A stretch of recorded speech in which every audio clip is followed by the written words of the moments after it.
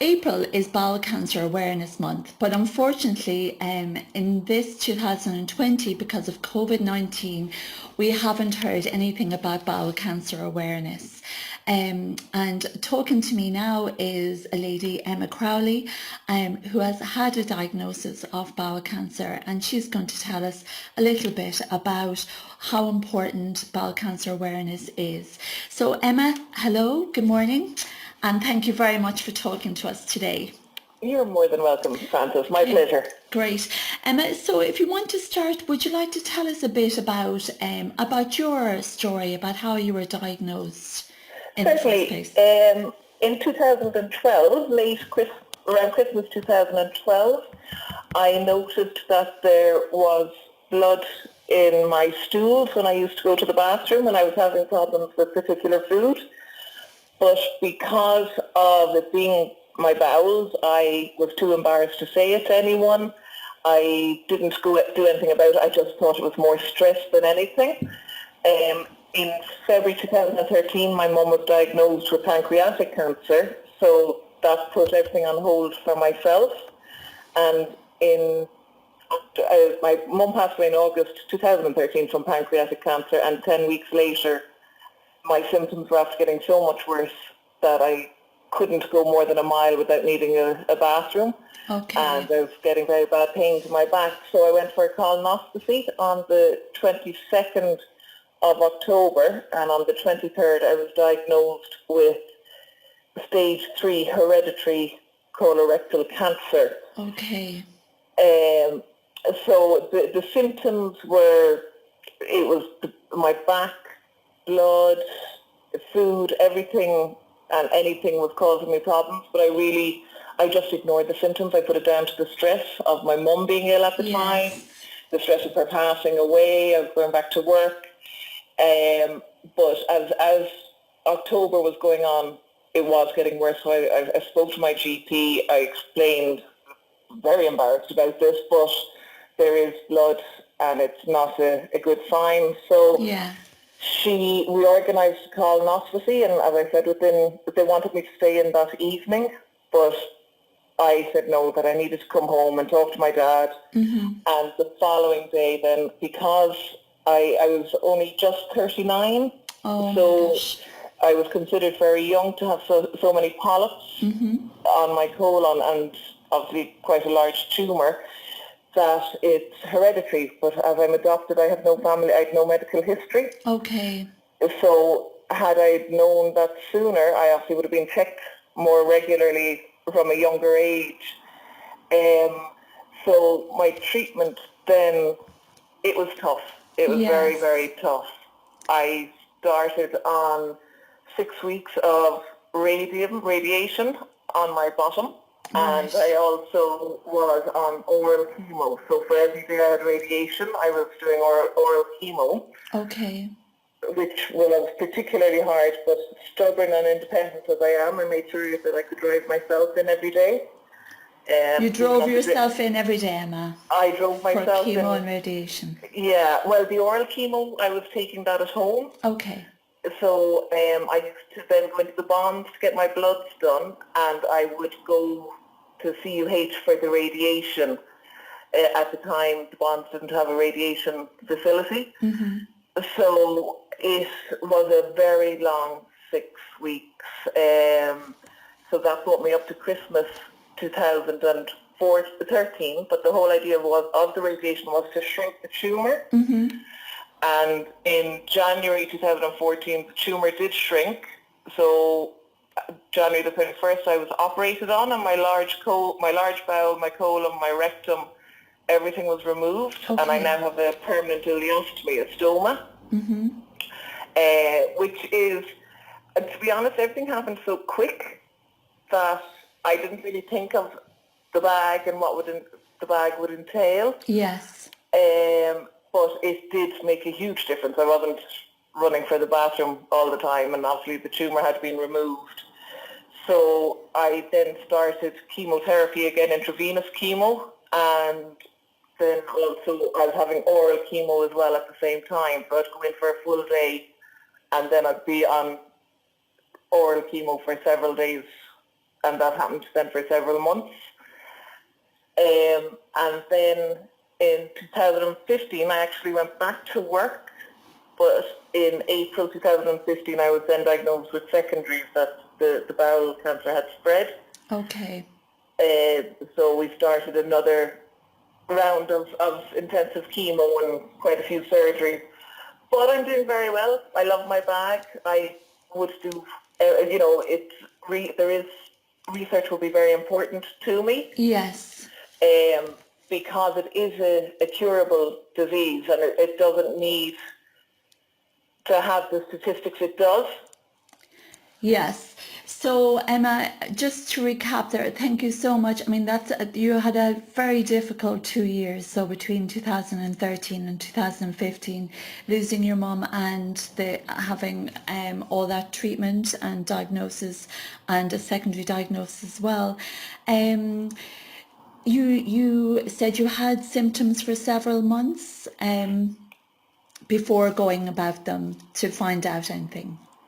That's right. In July 2013, I actually changed my GP. Okay. And when I went into my GP, I said, look, you're not really going to see me. I'm very healthy. I'm just here because of with my mum being ill. Yeah. I said, I do bleed a little bit when I go to the loo. But she said, oh, how long is that happening? And I said, as far as I can remember, it was December 2012 that I noticed. It could have been happening longer, but I really only picked up on it from then onwards. But as I said, I was just too embarrassed. I didn't tell my friends what was happening. I didn't tell my parents. I didn't tell my sister. I didn't tell my GP. You know, I was just too embarrassed to talk about bowels. Yeah. And is that something, do you think, that stops a lot of people from going to the GP, Emma?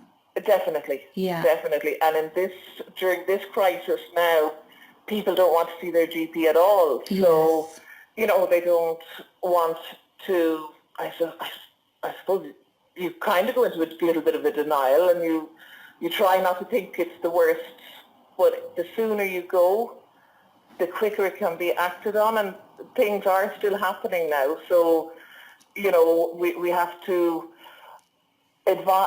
make people aware that it's not all about the COVID-19, that unfortunately other illnesses are still occurring and they need to be seen to, and not to be embarrassed. Yeah. So Emma, you were saying, so it's April, it's Bowel Cancer Awareness Month, and the symptoms you had were bleeding in your blood in your poo, you had pains in your back, and you had what was the other one, Emma? Digestion issues. I would have a lot of things I would have eaten would have given me problems, and tiredness. Okay.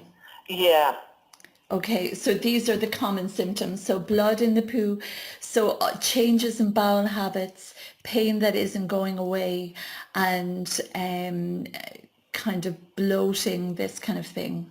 Yeah. And tiredness.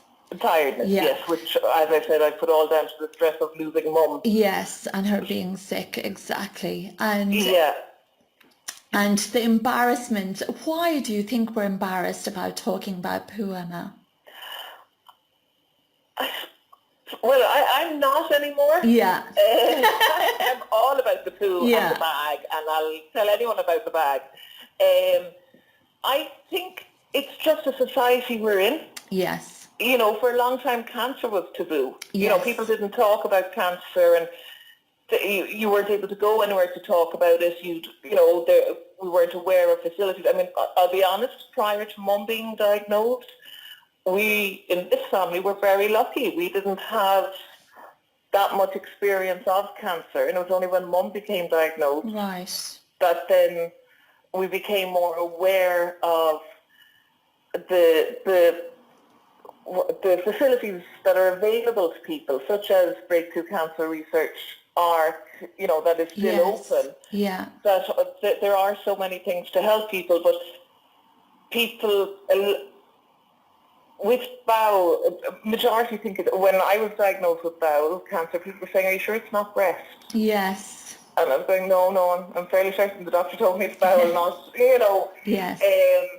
It's just bowel, many consider it as for more an older person rather Yes. than young people getting it. And I think that's why we also don't talk about it, is because it's just not expected in young people. Yes. But as you say, young people are getting diagnosed with bowel cancer. Yes. Yes. Yes. Yeah. And it's later rather than sooner because many aren't aware of the symptoms. Okay. And many aren't, as I said, majority will be just too embarrassed to say that they're bleeding when they go to the bathroom. Yes, yeah. So, and you also mentioned research, Emma, being important. How is it important to you or to bowel cancer research? Why is this important in your opinion?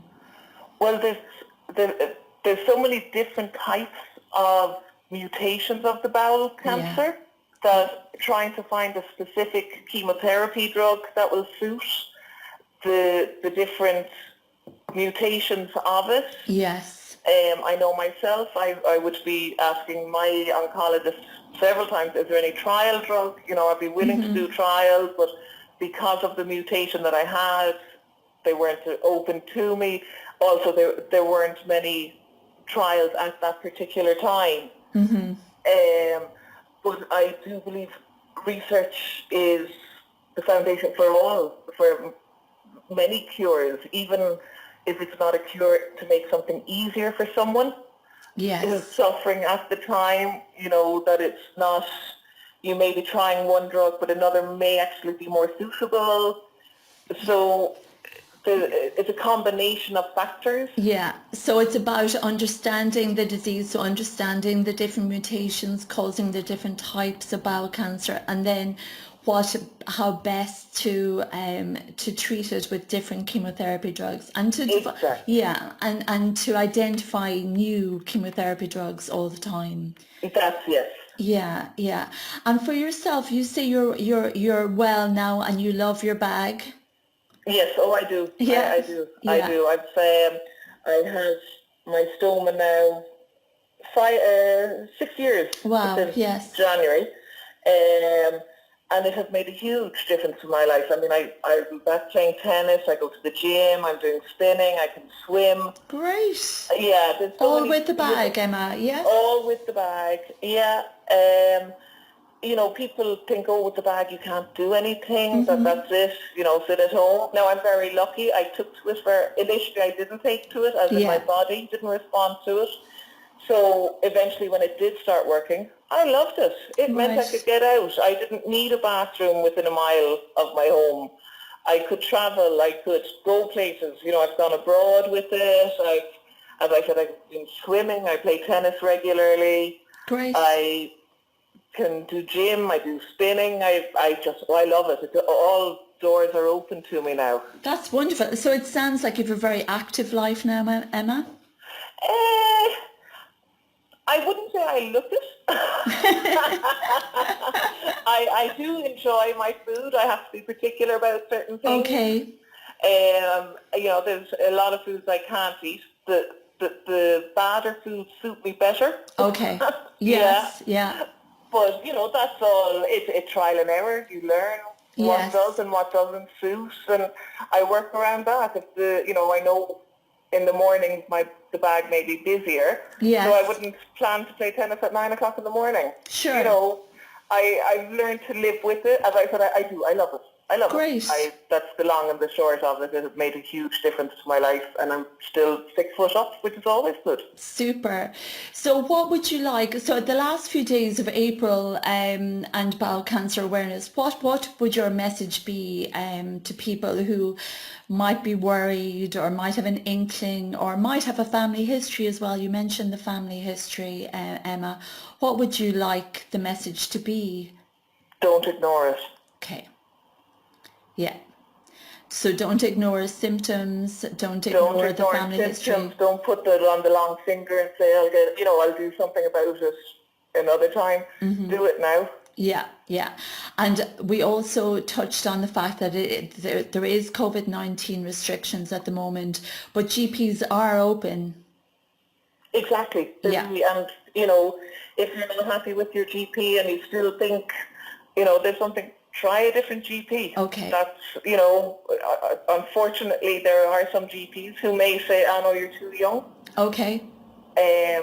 So just keep note of what's happening so that when you see your GP, you will have everything there for them.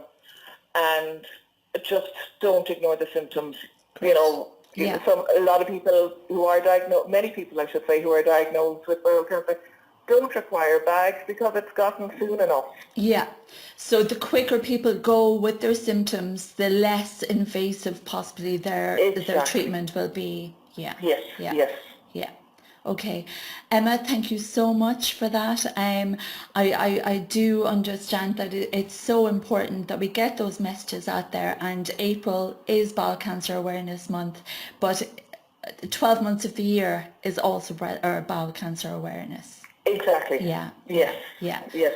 Okay. Thank you so much, Emma, for that. Thank you. Thank you, Frances, and thank you for giving me the opportunity to tell my story and hopefully create some awareness. Great. Yes, I think you will. I think you will.